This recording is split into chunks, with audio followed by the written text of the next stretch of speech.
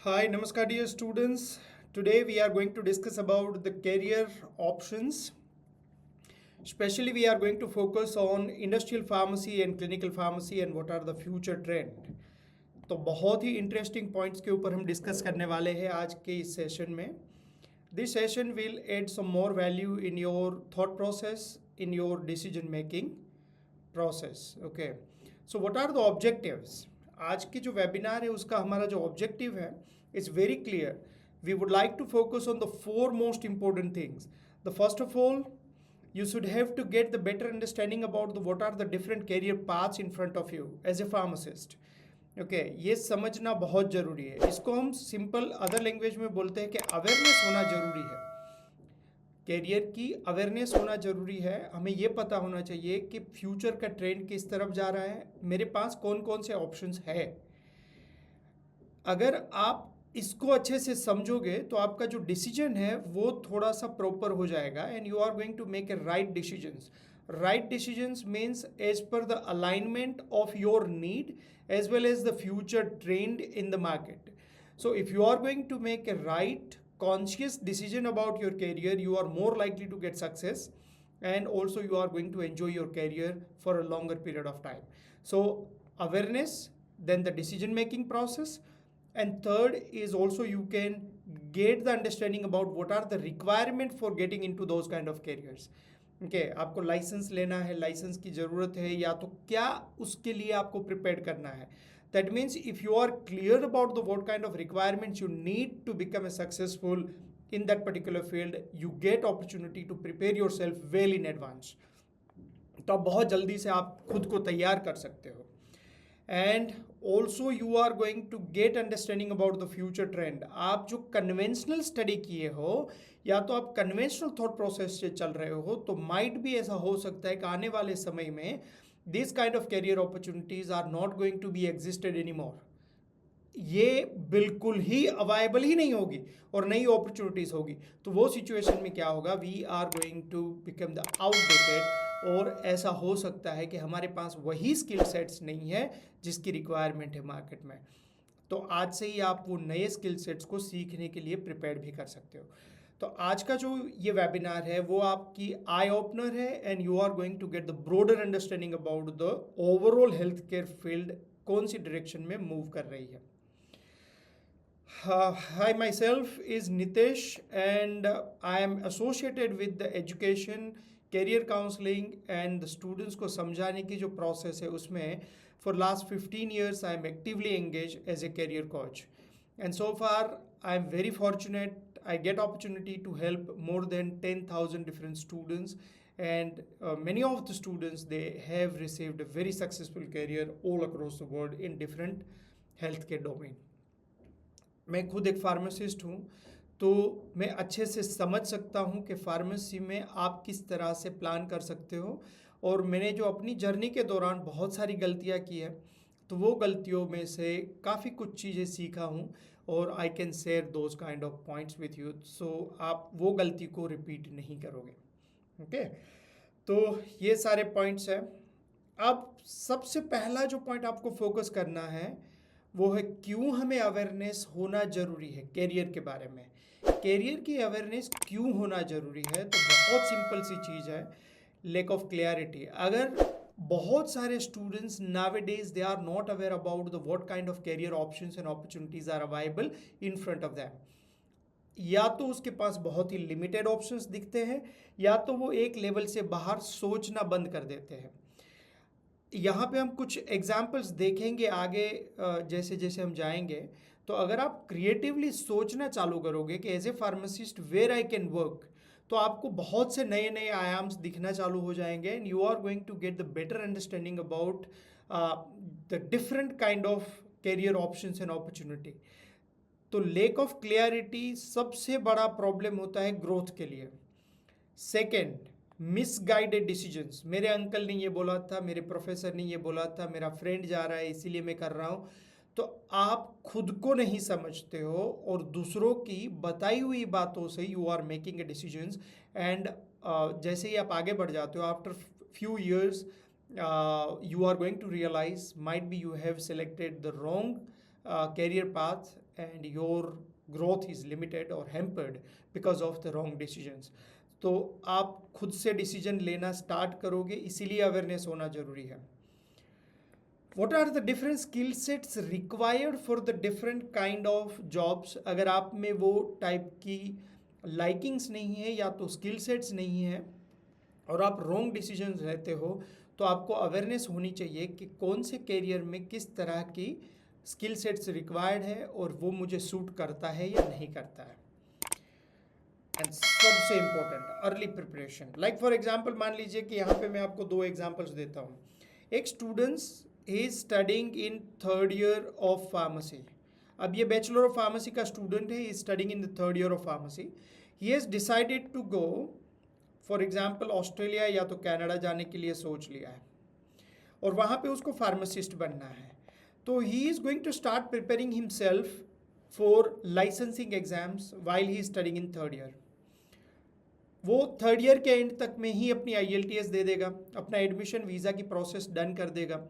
For example वो next year मतलब सितंबर 2026 में वो यहाँ से चला जाएगा और उसका जून 2026 में पढ़ाई ख़त्म हुई है. सितंबर 26 में चला जाएगा, जनवरी फरवरी में उसकी पढ़ाई, वहाँ से मार्च 2027 में वो पहली एग्ज़ाम लिख देगा. मार्च 2027 में पहली एग्ज़ाम लिखने के बाद में जून में वो दूसरी एग्ज़ाम लिखेगा कनाडा में, नवंबर में तीसरी एग्ज़ाम लिखेगा. तो by the end of 2027 he become the registered pharmacist.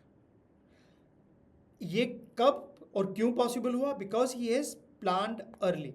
अब दूसरा एक एग्जाम्पल लेते हैं. For example students is planning to go to UK. उसको STP करना है, साइंटिस्ट ट्रेनिंग प्रोग्राम करना है. अब साइंटिस्ट ट्रेनिंग प्रोग्राम करने के लिए आपके पास एक ऐसी प्रोफाइल होनी चाहिए कि जिसमें आपने कुछ रिसर्च एक्टिविटी की है. अब students is studying in third year he is going to engage himself into the different kind of research projects and research programs. अब वो रिसर्च प्रोजेक्ट्स एंड प्रोग्राम में इन्वॉल्व होगा तो अपने पब्लिकेशंस करेगा. He is going to prepare his profile in such a way that when he is going to apply for a scientist training program, his likeliness to selection for those programs are significantly high. उसके अलावा देखो तो दूसरा जो example है कि अगर आप मास्टर बाय रिसर्च में एडमिशन लेना चाहते हो तो आपके रिसर्च प्रोजेक्ट काम में आएंगे. अगर कोई स्टूडेंट्स है those who wish to get into the bioinformatics kind of studies, तो थर्ड ईयर से वो डेटा एनालिटिक्स के प्रोग्राम्स को पढ़ना चालू करेगा, उसके ऊपर वो थोड़ा सा काम करेगा. He is going to build his resume and profile. He is easily going to be selected into those kind of programs. अगर आपकी अवेयरनेस है, अर्ली प्लानिंग है आपका, तो आप उसके लिए आप बेटर प्रिपरेशन कर सकते हो वेल इन एडवांस. तो अवेयरनेस होना बहुत ज़रूरी है क्योंकि आप राइट डिसीजन लोगे, आपको अवाइबिलिटी की पता होगा, आपको फ्यूचर के ट्रेंड के बारे में पता होगा, आप खुद को प्रिपेयर करने की इनफ टाइम मिलेगा, तो आपके रिसोर्सेस कम लगेंगे. मतलब आपका टाइम एंड मनी जो to achieve the successful career, time and money बहुत ही कम रिसोर्सेस में you can get a successful career. Okay, तो ये बेनिफिट्स होता है अवेयरनेस का. इससे आगे अगर आप प्लान करोगे तो आपको ये समझ होना ज़रूरी है कि मैं एज ए फार्मासिस्ट कहाँ कहाँ पे काम कर सकता हूँ. तो ब्रॉडली आपके पास ऐसे 7 डोमेन्स हैं कि जहाँ पे आप काम कर सकते हो. पेशेंट केयर में काम कर सकते हो, इंडस्ट्री में काम कर सकते हो, रिसर्च में काम कर सकते हो, गवर्नमेंट एजेंसीज में काम कर सकते हो, डिजिटल हेल्थ और डिजिटल जो आने वाला टाइम है उसमें काम कर सकते हो, कॉरपोरेट में काम कर सकते हो, एकेडमिक्स में काम कर सकते हो. ये 7 डिफरेंट डोमेन्स में से सबसे बड़े ये डोमेन्स हैं पेशेंट्स केयर एंड इंडस्ट्री. तो आज का जो हमारा मेन फोकस है वो ये दोनों में हम किस तरह से अपने आप को प्लान करें और किस तरह से हम उसके लिए प्रिपेयर्ड हो. ओके, और यहाँ पे नए ट्रेंड्स ये सेगमेंट में क्या चल रहा है. तो सबसे पहली पॉइंट बहुत सिंपल है, what is industrial pharmacy. Industrial pharmacy का जब भी शब्द आता है तो हमें 3 चीज़ों के बारे में पता होना जरूरी है. एक तो design, development and production. Drug designing, development and production और मैन्युफैक्चरिंग, ये हमारा मेन रोल है, मेन फोकस एरिया है. ओके, और वहाँ पे अलग अलग चीज़ें जैसे R&D हो गया, quality assurance, quality control, regulatory affairs and production. Awareness यहाँ पे नहीं है, आपका क्रिटिकल एंड क्रिएटिव थिंकिंग्स अलग डायरेक्शन में है। मैं यहाँ पे अपने आप को इंडस्ट्रियल फार्मासिस्ट की जगह पे इंडस्ट्रियल टेक्नोलॉजिस्ट बोल सकता हूँ। I can call my self industrial production and quality assurance technologist. अगर आप इस तरह के शब्द यूज करोगे तो आप खाली फार्मा इंडस्ट्री को फोकस नहीं करोगे, आप और भी इंडस्ट्री में काम कर सकते हो, जैसे कि फार्मास्यूटिकल, एक nutraceutical, food and cosmetic, biotechnology, biomedical engineering, biopharmaceuticals and nuclear medicine. इसका मतलब यह है कि you can work in 7 different industries, और हर एक इंडस्ट्री में डिज़ाइनिंग, डेवलपमेंट एंड प्रोडक्शन, ये तीनों में काम कर सकते हो। ओके, अलग अलग जॉब रोल्स में काम कर सकते हो। तो यहाँ पे आपका क्रिएटिव थिंकिंग्स क्या है? आपका क्रिएटिव थिंकिंग्स ये है कि मैं अपने आप को as a pharmacist only limiting for the pharmaceutical industry नहीं सोच के I can open for all other industries. ये टेक अवे है। इंडस्ट्री में अपॉर्चुनिटीज को देखने का ये टेक अवे है कि I don't have to limit myself into the pharmaceutical industry, I have a option in 6 other industries as well, and I can cross scaling, okay, cross scaling कर सकता हूँ। the whatever concepts that I have learned as a pharmacist for last 4 years 5 years in my pharmacy studies, pharmaceutical formulations and pharmaceutical science में मैं जो कुछ भी पढ़ा हूँ वो सारे concepts I can utilize into different industries. Okay, आप फूड इंडस्ट्रीज में, कॉस्मेटिक में, न्यूट्रास्यूटिकल्स में एग्जैक्ट सेम कॉन्सेप्ट्स को ही यूटिलाइज करते हो। वो सारे quality assurance, quality control, everything is required same kind of skill sets. तो अगर आपकी खाली सोच को बदलोगे तो आप अपनी कैरियर अपॉर्चुनिटीज को बहुत ब्रॉड स्पेक्ट्रम में लेके जा सकते हो। Okay, so that is the most important part that you have to keep in mind. Okay, what is clinical pharmacy? When we are talking about the clinical pharmacy, we have options in therapeutic outcome को focus करते हैं and patient care के ऊपर focus करते हैं। Hospitals, medication counselling, drug monitoring, pharmacovigilance, drug management, ये सारे parts clinical pharmacy में आते हैं। अगर क्लिनिकल फार्मेसी की बात करें तो you don't have only option in community pharmacy. जैसे आप हॉस्पिटल फार्मेसी हो गया, clinical pharmacist, prescribing pharmacist, specialized clinical pharmacist. Okay, जैसे आप जेरिएटिक हो गया, ऑनको फार्मासिस्ट हो गया, या तो आप specialized pharmacist for the neurology, ये सारे ऑप्शंस आपके पास रहेंगे। As a consultant pharmacist, medication management review pharmacist, home care pharmacist and community pharmacist. उसका मतलब ये है कि आप पेशेंट केयर भी बहुत बड़ा एरिया है, इंडस्ट्री भी बहुत बड़ा एरिया है। ओके, तो आपके लिए ये दोनों ही एरिया के बारे में सोचोगे और आपकी स्ट्रेंथ और लाइकिंग्स के बेस पर सिलेक्शन करोगे तो definitely you are going to get the really good and successful career. दोनों के बीच में एक मेजर डिफरेंस है जो बहुत सारे स्टूडेंट्स के अंदर मीथ है।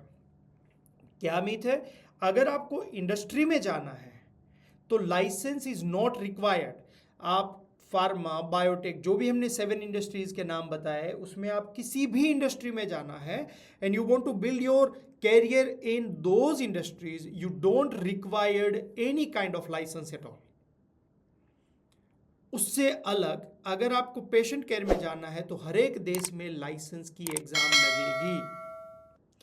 तो patient care required license, industry doesn't required license. ये हमारा तीसरा टेक अवे है।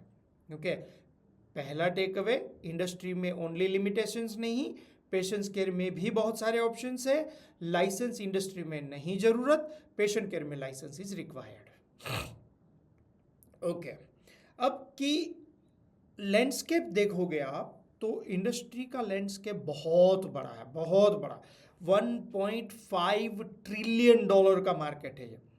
उसका मतलब ये खाली फार्मा का नहीं है, फार्मा, बायोफार्मास्यूटिकल्स, बायोमेडिकल इंजीनियरिंग, ये सारे जो हेल्थ केयर रिलेटेड इंडस्ट्री का जो सेगमेंट है वो बहुत बड़ा मार्केट है।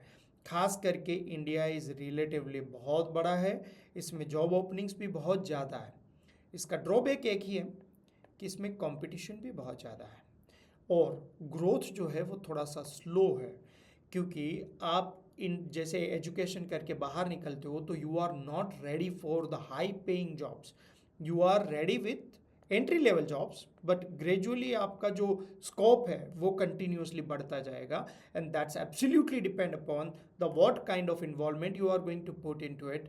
You have a potential to make millions of dollars in the industry. तो उसके फायदे गैर फायदे दोनों है. एक जो स्लो ग्रोथ है, स्टार्ट थोड़ा स्लो होता है, लेकिन depend upon your competencies and depend upon your involvement you have a great potential for moving to the next level. On the other side clinical के सबसे बेहतरीन बेनिफिट क्या है?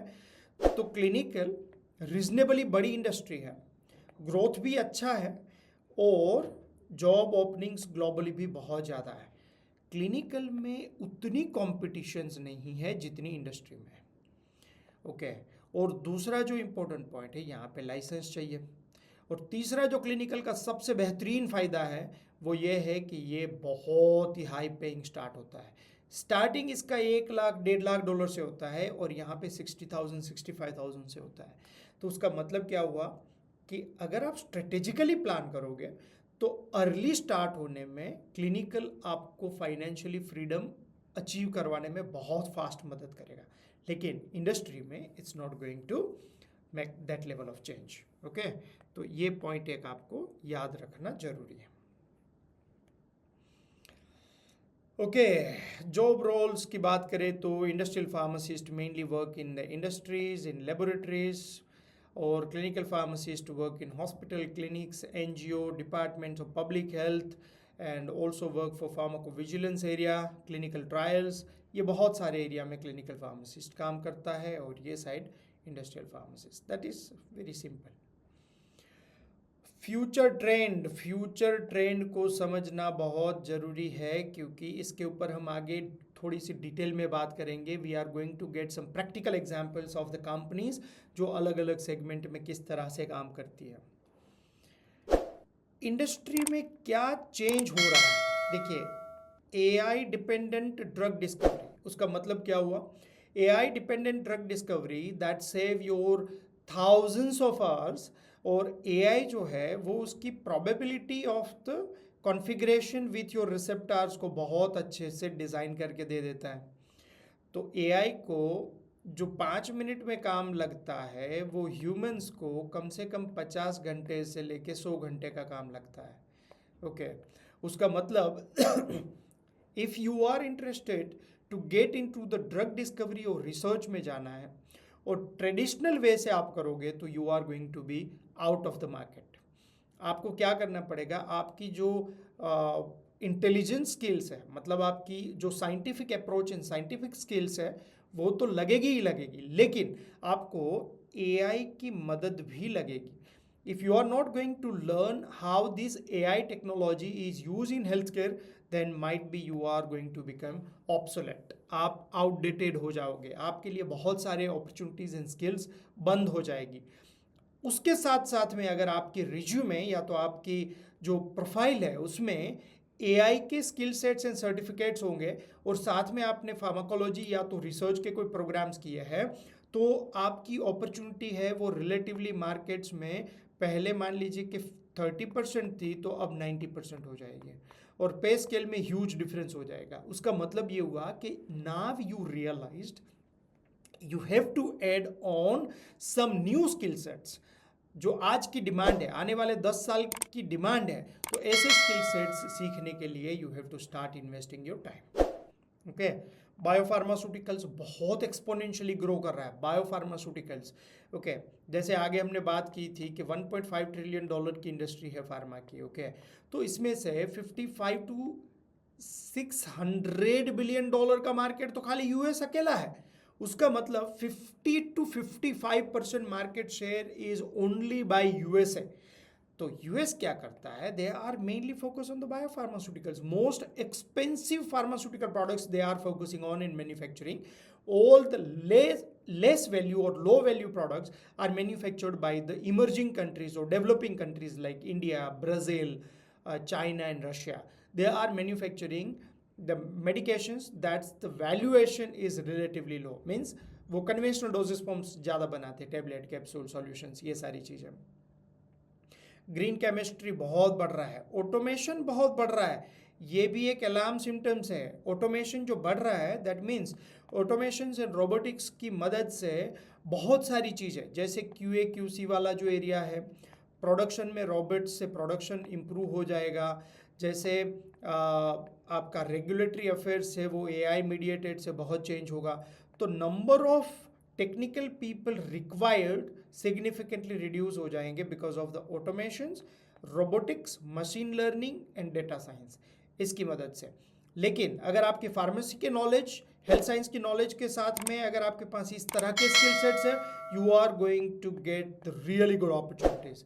तो जैसे ही इंडस्ट्री टर्न करती है तो कुछ लोग मार्केट से आउट हो जाते हैं और एक नए टाइप की अपॉर्चुनिटी बहुत बड़ी क्रिएट हो जाती है। इसीलिए you have to align with the market needs, उसके साथ आपको अलाइन होना जरूरी है। Stay ahead with the technology driven skills, stay ahead with the technology driven skills to beat the upcoming opportunities. अब मान लीजिए कोई पेशेंट, जो कोई फार्मेसी स्टूडेंट्स है, वो क्लिनिकल का बहुत अच्छा नॉलेज है लेकिन टेक्नोलॉजी का नहीं है, तो प्रॉब्लम होगा, क्योंकि telepharmacy and remote patient care exponentially grow कर रहा है सारे डेवलप्ड कंट्री में। एक रिसर्च के अनुसार US में 90% of the people those who have used telepharmacy services are very happy about it. तो उसका मतलब क्या है, आने वाले टाइम में people are not preferred to commute to the health centers if they are going to get services through the telepharmacy or the digitally। तो आपको ये सर्विसेज के लिए ये स्किल सेट सीखना जरूरी है। अगर आप नए स्टार्टअप्स में देखोगे तो बहुत सारे startups they are focus on the digital therapeutics. उसका एक प्रैक्टिकल एग्जांपल लेके चलते हैं कि नाउअडेज बहुत हैप्पीजार्ड मैनर में we are using the mobile. अगर मोबाइल या तो ऐसे सोशल मीडिया प्लेटफॉर्म्स का जो एक्सपोजर है, that exposure is significantly change the central nervous system neurotransmitters. Central nervous system neurotransmitters induced disease are going to become the most common disease conditions in the near future. जैसे anxiety हो गई, depression हो गया, schizophrenia हो गया, Alzheimer's हो गया, dementia हो गया, पार्किंसन हो गया, ये सारे डिजीज़ की प्रोबेबिलिटी आने वाले समय में बहुत बढ़ने वाली है। तो ये जितने भी मैंने डिजीज़ कंडीशन बोली वो सारे डिजीज़ कंडीशन न्यूरोट्रांसमीटर अबनॉर्मलिटी से हैं। अभी हम जो मेडिकेशन देते हैं वहाँ पे हम क्या कर रहे हैं, हम आइदर न्यूरोट्रांसमीटर्स की मेटाबॉलिज्म को रोक रहे हैं या तो हम न्यूरोट्रांसमीटर्स की रीअपटेक को रोक रहे हैं। इसकी वजह से बहुत सारी और भी साइड इफ़ेक्ट्स हो रही है। डिजिटल थेरेप्यूटिक्स में कोई दवाई नहीं लेनी है, उसको ऐसा एक जो IR या तो इस तरह के एनवायरनमेंट्स में रखा जाएगा ताकि उसके ब्रेन के स्पेसिफिक एरिया में स्पेसिफिक टाइप के न्यूरोट्रांसमीटर्स की स्टिमुलेशन करके उसका सेक्रेशन को बढ़ा सके या तो स्पेसिफिक टाइप के न्यूरोट्रांसमीटर्स को ब्लॉक कर सके। ऐसी बहुत सी कंपनी है। एक एग्जाम्पल के तौर पे US में जो कंपनी है जो पार्किंसन डिजीज़ में बहुत ज़्यादा काम कर रही है, एक जर्मन कंपनी है डोपाविजन करके, जो आंखों में डोपामिन की कॉन्सेंट्रेशन के लिए स्पेसिफिक डिवाइस का यूज़ कर रही है। तो डिजिटल थेरेप्यूटिक्स आने वाले समय की बहुत बड़ी डिमांड है। ओके और साइड इफ़ेक्ट्स भी नहीं है and patient is getting targeted significant positive benefits. तो अगर आप क्लिनिकल की तरफ आगे बढ़ते रहोगे and you are not going to update yourself with the upcoming areas, तो might be you are going to end up in negative situations. और फार्मासिस्ट पहले डिस्पेंसिंग डोमिनेशन में काम था, अब प्राइमरी हेल्थ केयर प्रोवाइडर बन गया है। इसीलिए if you are not going to improve your patient care related skills and competencies and communication skills, might be you are outdated. Okay, क्योंकि ड्रग डिस्पेंसिंग करने के लिए बहुत ज़्यादा एडवांस सॉफ्टवेयर्स एंड रोबोट्स आ गए हैं मार्केट में। Scopes and opportunities in India. अगर हम इंडिया की अपॉर्चुनिटीज़ के बारे में बात करें तो कुछ पॉइंट्स को समझना बहुत ही ज़रूरी है। ओके, इंडस्ट्रियल ग्रोथ के दो मेजर पार्ट्स के ऊपर अगर हम डिस्कशन करें तो the most important part is pharma export. Pharma export के लिए गवर्नमेंट का एक प्रोडक्शन लिंक इंसेंटिव की जो स्कीम है उसके ऊपर फोकस हो रहा है। अभी most of the pharmaceutical Indian pharmaceutical companies वे targeting to export their products to the US market. लेकिन अभी आप कुछ 2-3 साल के डेटा देखोगे तो 2-3 साल के डेटा में most of the Indian pharmaceutical companies are now focusing on the emerging markets. Emerging markets मतलब साउथ अमेरिका हो गया, अफ्रीका हो गया, साउथ ईस्ट एशिया हो गया, मिडल ईस्ट हो गया, यूरोप के कुछ जो ईस्टर्न यूरोपियन कंट्रीज़ हो गए। तो यहाँ पे अभी बहुत कॉन्सेंट्रेटेड एक्सपोर्ट्स के ऊपर फोकस कर रहे हैं इंडियन फार्मास्यूटिकल कंपनीज। तो यहाँ से आपको क्या सीखने को मिला कि अगर मुझे इंडिया में इंटरनेशनल बिजनेस डेवलपमेंट मैनेजर के लिए अगर मैं फार्मेसी के बाद मैं कुछ मैनेजमेंट की पढ़ाई करता हूँ, एमबीए या तो इंटरनेशनल बिजनेस मैनेजमेंट, तो मेरे लिए एक नया स्कोप ओपन हो सकता है। कैसा? बिजनेस डेवलपमेंट मैनेजर का, इंटरनेशनल बिजनेस डेवलपमेंट मैनेजर का। ओके, दूसरा पॉइंट, अभी इंडियन फार्मास्यूटिकल कंपनीज का स्टेटिस्टिक्स देखो तो डोजेस फॉर्म के पॉइंट ऑफ व्यू से India is the fourth largest pharmaceutical manufacturing in the world, fourth largest manufacturer volume में। लेकिन आज भी हम 70% एपीआई कहाँ से खरीदते हैं? चाइना से। उसका मतलब ये है कि अब Indian government is exponentially focus on API and intermediate production. तो दूसरा जो स्टूडेंट्स है जिसको मेडिसिनल केमिस्ट्री अच्छी आती है, he can start thinking in different way. Might be he can start thinking, okay I am going to do my masters in medicinal chemistry and start my career in the industry where they are primarily focusing on the API production और intermediates और speciality chemicals. तो एक नई opportunity open हो सकती है down the line. अगर उसको स्टार्ट करना है खुद की इंडस्ट्री तो भी कर सकता है। इसीलिए ये अवेयरनेस जो है वो आपको नए डिसीजंस लेने में मदद करेगी। तो इंडिया का इंडस्ट्रियल ग्रोथ एपीआई की तरफ है और इमर्जिंग मार्केट के ऊपर ज़्यादा फोकस कर रहा है। तीसरा जो इंडिया का सबसे बड़ा मार्केट है, आज तक most of the Indian pharma companies they were known as a generic medications producers, generic medications producers में आती थी। But now most of the companies they are focusing towards new chemical entities और new biological entities, इसकी तरफ अपने आप को ज़्यादा फोकस कर रहे हैं। ओके, तो जो स्टूडेंट्स को बायोफार्मास्यूटिकल्स या तो आर&डी एंड रिसर्च में ज़्यादा इंटरेस्ट है तो उसके लिए भी अच्छे स्कोप्स हैं। Research and development, biotechnology products, international business development and medicinal chemistry, ये डायरेक्शन सोचना चालू करना चाहिए अगर आपको इंडिया में इंडस्ट्री में ग्रोथ करना है। तो क्लिनिकल की डिमांड्स बढ़ रही है पर वो जो लेवल से बढ़नी चाहिए वो लेवल से नहीं बढ़ रही है। लेकिन एक बेनिफिट्स है, खास करके एनएबीएच एक्रीडिएटेड हॉस्पिटल्स के नंबर्स बढ़ रहे हैं और ये हॉस्पिटल्स जो है they are focusing to cater services to the international clients. अभी तो वो अफ्रीका और मिडल ईस्ट के लोगों को ज़्यादा कैटर कर रहे हैं, पर आने वाले 5-7-10 साल में they start catering services to the developed country citizens. अगर वो स्टार्ट होता है तो यहाँ पे बहुत बड़ा इंडिया का मार्केट है। Second important thing is also this hospitals they are recruiting the people for their business development. तो वो भी किसको प्रिफर करते हैं? ऐसे लोगों को जिसके पास इंटरनेशनल एजुकेशन है, इंटरनेशनल जो एक्सपोजर है और मैनेजमेंट की स्किल्स है, प्लस उसको फार्मेसी का नॉलेज है। ऐसे लोगों को रिक्रूट करके वो बिजनेस डेवलपमेंट मैनेजर या तो वो हॉस्पिटल मैनेजर में रिक्रूट कर रहे हैं। तो आप ये डिमांड को क्लिनिकली नहीं देख के इंडिया के पॉइंट ऑफ व्यू से क्लिनिकल प्लस मैनेजमेंट का एक कॉम्बो बना के वहाँ पे भी आप अपने आप को प्रोजेक्ट कर सकते हो। That is also the great opportunity for the Indian pharmacist, those who want to look towards the next side. आज तक ज़्यादातर इंडिया के फार्मेसी के बच्चे अपने इंटर्नशिप या तो कोई टाइप का जो एक्सपीरियंस है they were doing either in the pharmaceutical industry or they were doing in community pharmacy or hospitals. But बहुत कम बच्चे हैं, बहुत कम स्टूडेंट्स हैं, they have exposed themselves into the startups.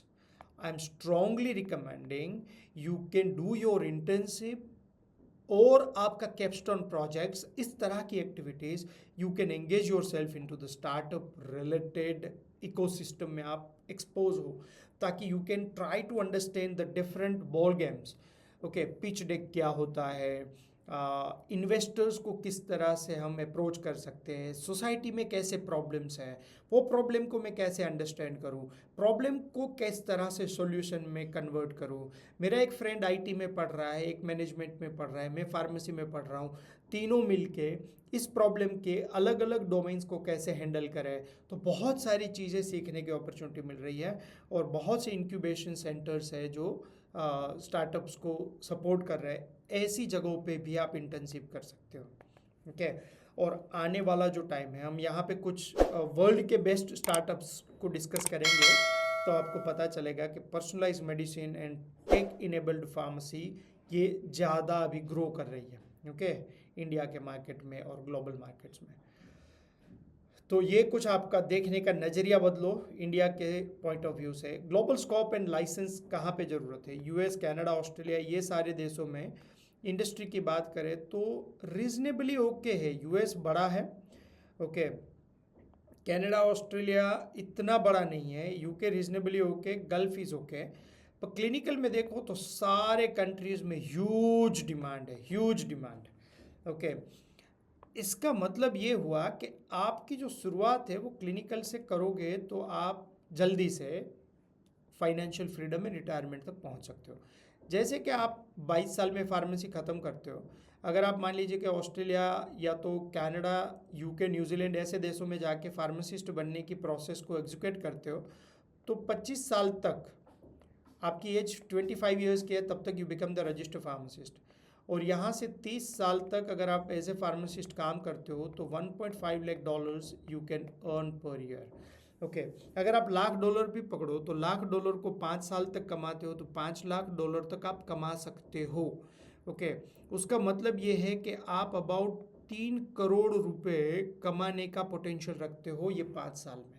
अब ये 3 करोड़ रुपए को प्रॉपरली अगर इन्वेस्ट कर दोगे 12% की भी रिटर्न के पॉइंट ऑफ व्यू से, तो आपकी मंथली पैसिव इनकम, एक्टिव नहीं, मैं पैसिव बोल रहा हूँ, पैसिव इनकम आपकी 3 लाख रुपए हो जाएगी।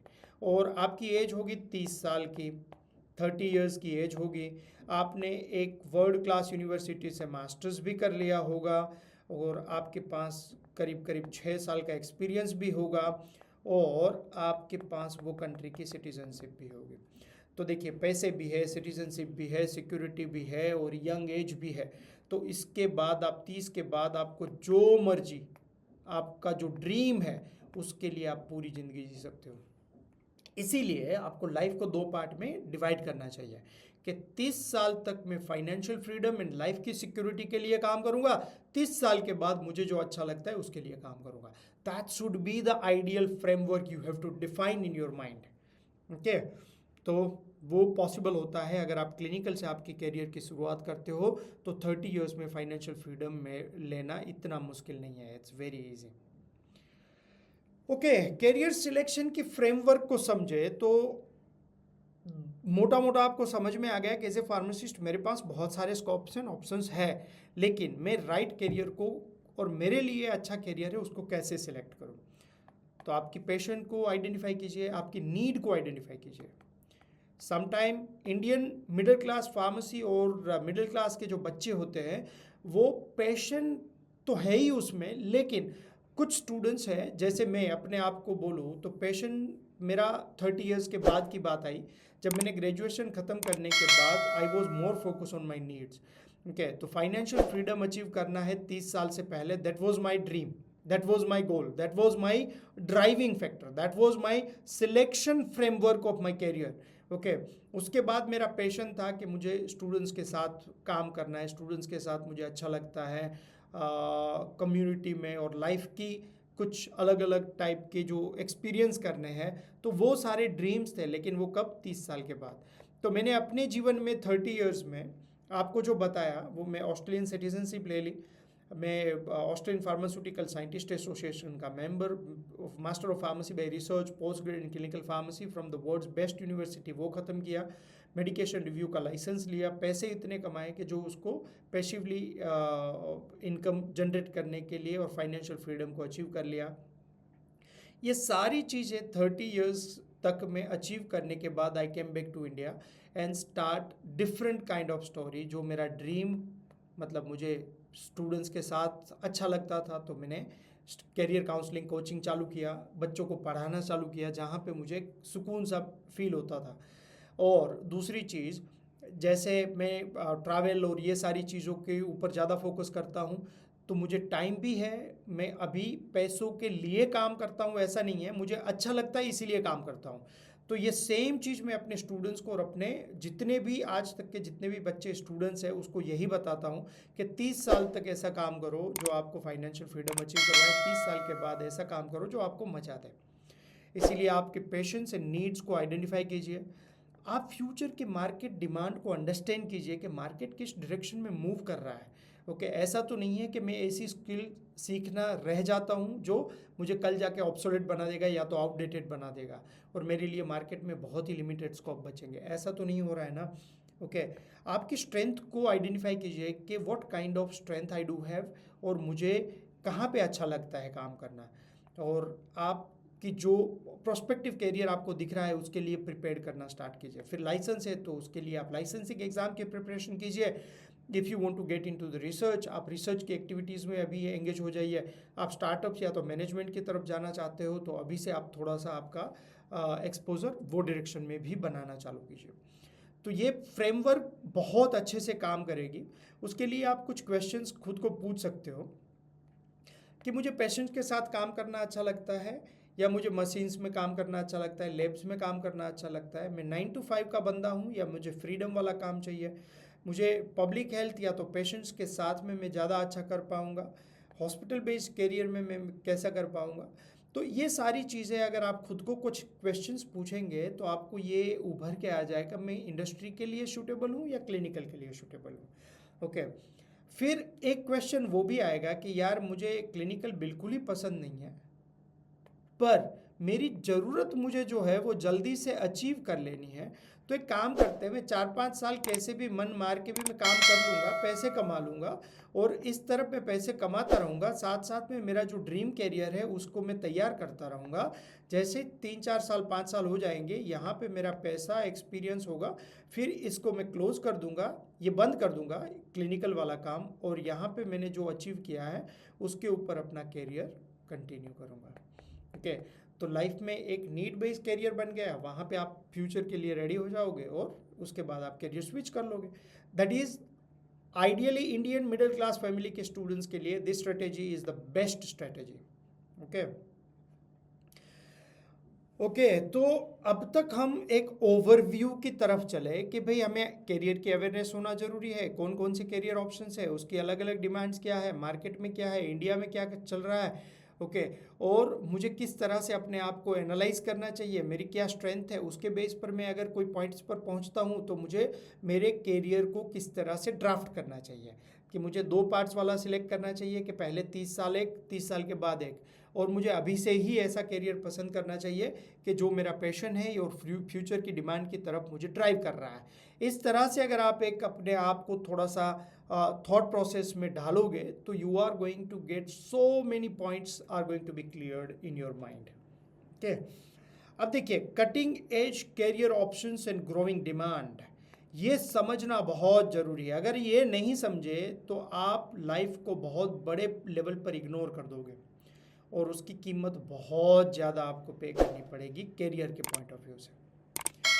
Fastest growing area in pharmacy specially in 2025 की जो ट्रेंड है वो हिसाब से अगर आप देखोगे तो the future of pharmacy is expanding into, ये 5 एरिया में एक्सपेंड हो रहा है। Health science, pharmaceuticals, okay, targeted cancer therapy की तरफ ज़्यादा फोकस कर रहा है। टारगेटेड कैंसर थेरेपी जैसे प्रिसीजन ट्रीटमेंट्स हो गया, टारगेट स्पेसिफिक कैंसर सेल्स के पाथवे के ऊपर फोकस कर रहा है। ओके, तो नाउ द कैंसर के ऊपर रिसर्च बहुत बढ़ रहा है, जो साइड इफ़ेक्ट्स मिनिमाइज़ करने के लिए, टारगेटेड करने के लिए, प्रिसीजन करने के लिए, तो बहुत सारे स्टार्टअप्स ये डायरेक्शन में काम करते हैं and they are growing exponentially in the shortest possible time.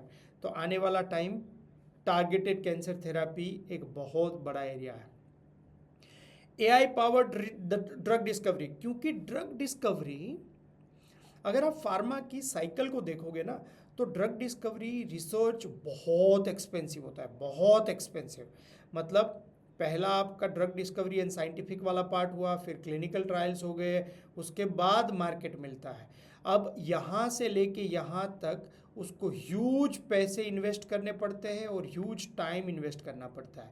अब पैसे और टाइम जितना डिले होता है उतना उसकी जो कॉमर्शियल वैल्यू है वो उसकी कम हो जाएगी। तो AI पावर्ड ड्रग डिस्कवरी ये पूरी प्रोसेस की टाइमिंग्स को बहुत कम कर दे रही है। ओके, टाइम कम हो रहा है तो जल्दी से जो आइडिया नहीं वर्क करता है वो रिजेक्ट हो जाएगा, सक्सेस की चांसेस बढ़ जाएंगे, तो कॉमर्शियली उसकी जो वायबिलिटी है वो बढ़ जाएगी। That's why the AI powered drug discovery is the most important adoption in the research and development. R&D में AI पावर्ड बहुत सारी चीज़ें हो रही है। ये सारे एरियाज़ के कंपनीज के नाम भी हम देखेंगे जो फास्टेस्ट ग्रो कर रही है globally. Using artificial intelligence to accelerate and improve the drug development process को इम्प्रूव करना और फास्ट करना सबसे इम्पोर्टेंट, पैसे और समय दोनों ही बचेंगे। ओके, 3D बायो प्रिंटिंग्स और सेल कल्चर, इससे क्या होगा, आने वाले समय में ऑर्गन्स बनाए जाएंगे 3D प्रिंटिंग्स के फॉर्मेट से, जैसे creating a living tissue and testing platforms for. अब आपको मैं एक बिल्कुल ही नया युग और नई दुनिया समझाने का ट्राई करता हूँ। यहाँ पे ये दोनों को क्लब कर दो, AI पावर्ड और 3D बायो प्रिंटिंग्स को, और अब आप ये सोचना चालू करो कि क्लिनिकल ट्रायल्स होता क्या है। क्लिनिकल ट्रायल्स में एक ह्यूमंस को इन्वॉल्व करना पड़ता है। अब ये ह्यूमंस को इन्वॉल्व करना है, उसको आना जाना, डॉक्टर रखना, ये सारे बहुत सारे खर्चे हैं। फिर वो अपनी रिपोर्ट्स बनाएगा, टेस्टिंग्स करेंगे और बहुत सारी चीज़ें होती है, इसीलिए रिसर्च बहुत महंगा होता है। अब मान लीजिए कि आपने हार्ट के ऊपर काम करने वाली मेडिकेशंस बना रहे हो, उसका मतलब आप मायोकार्डियम मसल्स की जो टिश्यू है उसको अगर आप कल्चरली डेवलप करोगे और एक ऐसा ऑटोमेशन मशीन बनाओगे जिसमें ये टिश्यू होगी और उसके ऊपर आप रिएक्शंस करना चालू करोगे और ये AI पावर्ड होगा, तो ये पूरी प्रोसेस जो रियल लाइफ में जो करना पड़ता था, जिसमें 6-8 महीने 1 साल लग जाता था, वो 15 दिन में आपको उसका रिपोर्ट्स मिल जाएगा और उससे 10th कॉस्ट में हो जाएगा, 10th भाग की 10वें भाग की कॉस्ट में हो जाएगा। तो कंपनी बहुत स्मार्टली मूव कर रही है ये डायरेक्शन में, और आज भी हम अगर वो जो ट्रेडिशनल रिसर्च और उस तरह के स्किल्स के ऊपर फोकस करेंगे तो माइट भी हम उसको मैनेज नहीं कर पाएंगे। Smart drug delivery devices, smart drug delivery devices में बायो फार्मास्यूटिकल कंपनीज और बायोमेडिकल कंपनीज ये डायरेक्शन में भी बहुत काम करती है, जो प्रिसीजन मेडिसिन एडमिनिस्ट्रेशन और ये डायरेक्शन ज़्यादा हो रही है। Precision medicine and pharmacogenomics, tailor made management, जिसमें इफ़ेक्ट बहुत बढ़ जाती है और साइड इफ़ेक्ट्स बहुत कम हो जाती है, तो effective cost and drug related problems कम, इसीलिए प्रिसीजन मेडिसिन एंड फार्माकोजिनोमिक्स में बहुत ज़्यादा रिसर्च हो रहा है आज के दिन में। इसीलिए आपको रियल वर्ल्ड और रियल दुनिया के साथ में देखना चाहिए। These are not just concept, हमने जो बात की थी ये खाली कॉन्सेप्ट्स नहीं है, they are the real funded startups, they are shaping the futures and solving the real problems in the world. okay, इसीलिए ये पॉइंट्स बहुत बहुत इम्पोर्टेंट है। ये देखिए, ये रियल स्टार्टअप्स के नाम। ओके, टोटल ऐसे 20 स्टार्टअप्स है, पर हमारे पास टाइम का जो प्रॉब्लम है इसीलिए मैंने यहाँ पे कुछ एग्जांपल्स लिए हैं जो ये अलग अलग एरिया में काम करता है। टारगेट कैंसर थेरेपी में US की ये स्टार्टअप बहुत फास्टेस्ट ग्रोइंग स्टार्टअप से ही है। UK का स्टार्टअप जो चांद थेरेप्यूटिक्स है वो AI design small molecule inhibitors के ऊपर फोकस कर रहा है। ये हाइड्रोजल बेस्ड बायो प्रिंटिंग में काम कर रहा है, systemic bio. User friendly drug dispenser, user friendly drug dispenser, उसका मतलब क्या हुआ कि ये दोनों तरह से, अगर वो फार्मेसी में डिस्पेंसिंग की प्रोसेस को स्मूथ कर रहा है तो वहाँ पे टेक्नीशियन असिस्टेंट एंड फार्मासिस्ट के रोल भी कम हो जाएंगे, क्योंकि वो पैकेट्स लेंगे, पेशेंट्स को देंगे, और पेशेंट्स की जो एडमिनिस्ट्रेशन एंड कंप्लाइंसिस को इम्प्रूव करने वाले डिस्पेंसर्स भी बना रहे हैं। Okay, proteomic power drug discovery, Israel.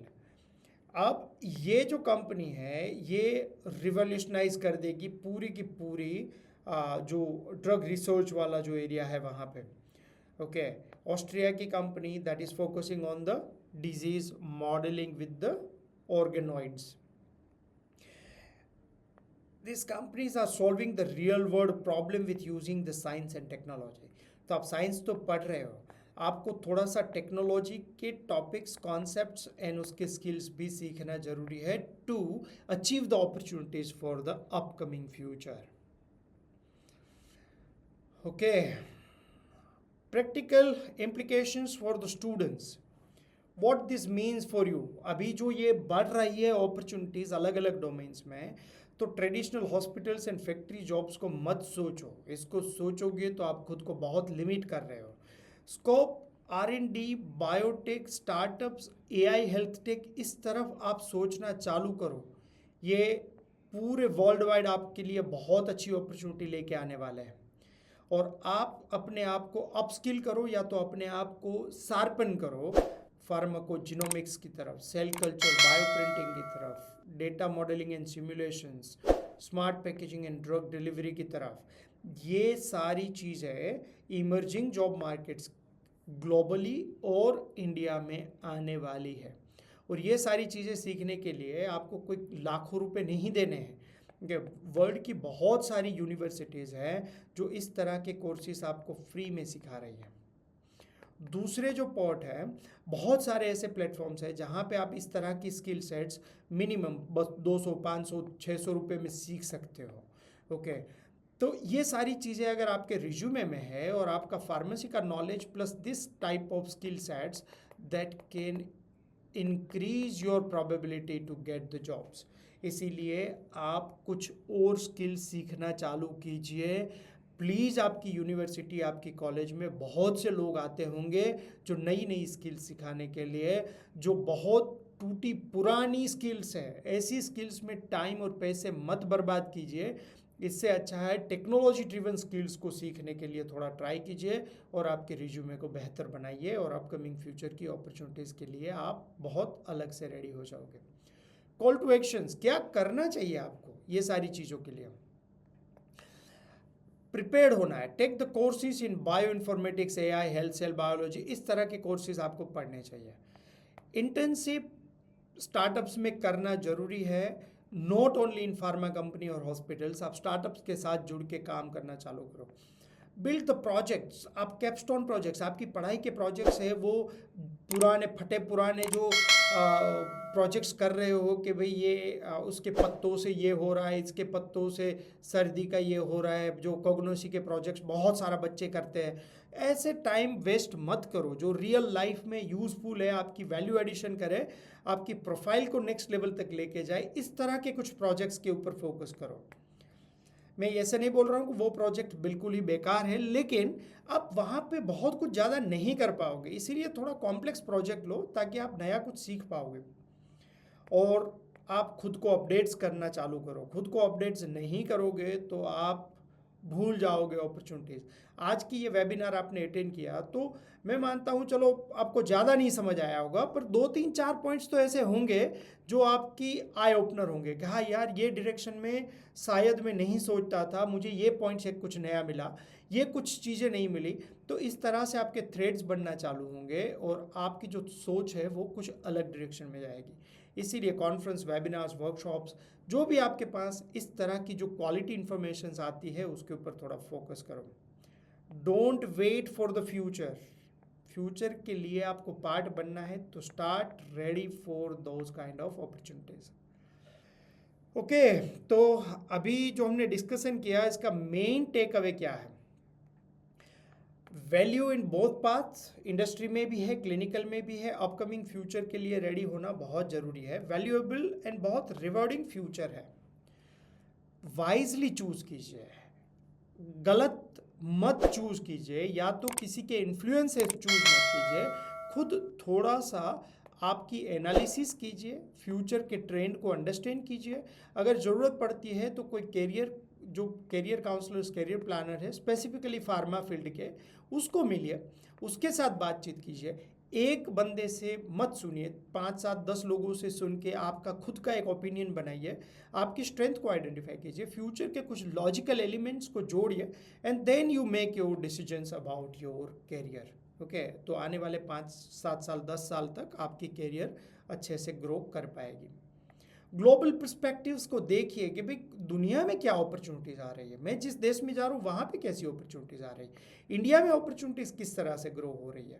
Okay, और इंडिया की अपॉर्चुनिटीज़ में मैं मैक्सिमम कहाँ पे कर सकता हूँ, कंफर्टेबल या तो मेरे काम के लिए या तो पैसों के लिए। अगर आपको इंडिया में पैसों के लिए ग्रो करना है तो डेफिनेटली बिजनेस डेवलपमेंट सबसे बेहतरीन अपॉर्चुनिटी है। यहाँ पे पॉसिबिलिटीज है, आप 1 करोड़ तक की सैलरी मांग सकते हो। लेकिन आप ये बोलोगे इंडिया में कि मैं R&D में हूँ या तो प्रोडक्शन में हूँ, QA/QC में हूँ, तो भूल जाइए कि मैक्सिमम आपको कोई 5 10 लाख रुपए सालाना से ज़्यादा देंगे। मतलब 1 लाख रुपए महीने से ज़्यादा आपको कोई भी नहीं देगा।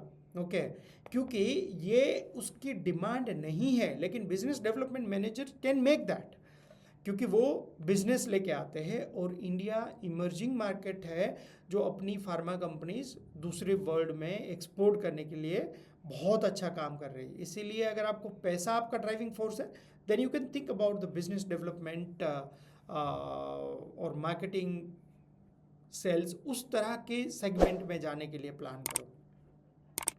फॉलो योर पैशंस, लेकिन खाली पैशंस को भी फॉलो नहीं करना है। और आपकी नीड्स, पैशंस, ये सबको बैलेंस करके एक हाइब्रिड डिसीजन लीजिए and prepare your self for your decisions. अगर आपको सपोर्ट चाहिए तो आप फार्मा विजन के साथ कनेक्ट भी कर सकते हो। We are going to provide you the coaching, guidance, success, बहुत सारी चीज़ें हम साथ में मिलके कर सकते हैं। ओके, फार्मेसी आपका जो पढ़ाई है that is not just a profession, this is a great platform, so you can get opportunity to make a difference. ये डिफरेंस, मेक ए डिफरेंस किस में है? आपकी लाइफ में, आपके कैरियर में, आपकी फाइनेंस में, ओके, और सोसाइटी में। ये सब जगह पे बहुत बड़ा डिफरेंस बनाने के लिए, डिफरेंस मेक करने के लिए फार्मेसी आपका एक ग्रेट प्लेटफॉर्म है। इसीलिए फार्मेसी को खाली एक प्रोफेशन या तो डिग्री मत समझिए, इसको एक टूल समझिए, एक प्लेटफॉर्म समझिए जो आपके पूरे जीवन को बदलने का और समाज में बहुत बड़ी इम्पैक्ट छोड़ने का एक बेहतरीन टूल है आपके पास। ओके, जनरली करियर डेवलपमेंट के लिए कुछ एलिमेंट्स चाहिए जो आप प्लानिंग करोगे तो अच्छे से कर पाओगे। रिलायबल इंफॉर्मेशंस को कंटिन्यूसली एब्जॉर्ब करते रहो जहाँ जहाँ से मिलती है। लाइफ स्किल्स को डेवलप करो, जैसे फाइनेंशियल लिटरेसी मिसिंग होती है हमारे एजुकेशंस में, या तो कुछ नई टेक्निकल स्किल्स को सीखना, तो ये करते रहो। कैरियर रेडीनेस प्रोग्राम्स, जैसे हमने कुछ एग्जांपल्स दिए थे डेटा एनालिटिक्स और ये सारी चीज़ों के। कैरियर काउंसलिंग करो, मल्टीपल लोगों से मिलो, बात करो जो फ्यूचर रेडीनेस के लिए तैयार हो। आपकी प्रोफेशनल नेटवर्किंग को बढ़ाओ, जहाँ जहाँ पे आपको अपॉर्चुनिटी मिलती है you have to build your professional networkings, और उसके बहुत अनगिनत बेनिफिट्स हैं। ओके, मेंटरशिप का भी बहुत बड़ा रोल है, क्योंकि जैसे फॉर एग्जांपल मान लीजिए कि फार्मा विजन की मेंटरशिप है, या तो मैं आपका मेंटर हूँ, तो मैंने अपनी लाइफ में कुछ चीज़ें गलत की है, कुछ प्रॉब्लम्स आए हैं, बहुत सारे स्टूडेंट्स को गाइड किया है, उसमें से मैं कुछ सीखा हूँ। तो ये जो जर्नी है वो आपके लिए एज ए कैटलिस्ट काम करेगी, आपका टाइम और पैसे बचाएगी, और आपको एक रेडीमेड जो गाइडेंस मिलेगा that is more valuable. Career coaching start कर दीजिए, आप जिस भी फील्ड में जाना चाहते हो। अगर आप लाइसेंसिंग एग्ज़ाम्स करना चाहते हो तो पढ़ाई चालू कर दीजिए। स्ट्रेटेजिक प्लानिंग बना दीजिए और आपका एक क्लियर रोड मैप बना के उसको फॉलो करना स्टार्ट कर दीजिए। अगर आप ये नहीं करोगे तो आने वाला जो डायनेमिक समय है उसमें आप उसको फाइट नहीं कर पाओगे। जो लेवल से फाइट होनी है वो लेवल से आप नहीं कर पाओगे। ओके, फार्मा विजन कम्युनिटी को ज्वाइन कीजिए, फ्री में बहुत सारी चीज़ें होती रहती है, जैसे हमारे प्लेटफॉर्म्स, अलग अलग प्लेटफॉर्म्स पे भी आर कंटिन्यूसली अपडेटिंग समथिंग, और वहाँ से आपको काफ़ी सारी इंसाइट्स और न्यूज़लेटर्स मिलते रहेंगे, and you can keep your self updated with the upcoming market trends and opportunity. जिसको फिजिकली मिलना है या तो टेलीफोनिकली बात करनी है काउंसलर्स के साथ, तो आप ये नंबर्स पे कॉल कर सकते हो। आप फिज़िकली हमारी ऑफिस की विजिट कर सकते हो, और mypharmavision.com, दैट्स आवर वेबसाइट्स, वहाँ पे जाके आपको काफ़ी अपडेट्स और बहुत सारी चीज़ें वहाँ से मिल जाएगी। और ब्लॉग में जाके आप अलग अलग सब्जेक्ट्स के ब्लॉग्स को पढ़ सकते हो। जो माई फार्मा विजन के जो ब्लॉग्स है वहाँ पे भी आपको बहुत वैल्यूएबल इंफॉर्मेशन मिलेगी। Thank you very much for joining today's sessions, and now we can come to the question and answer sessions. Okay, thank you very much for joining today's session, and now we can discuss in details about your questions.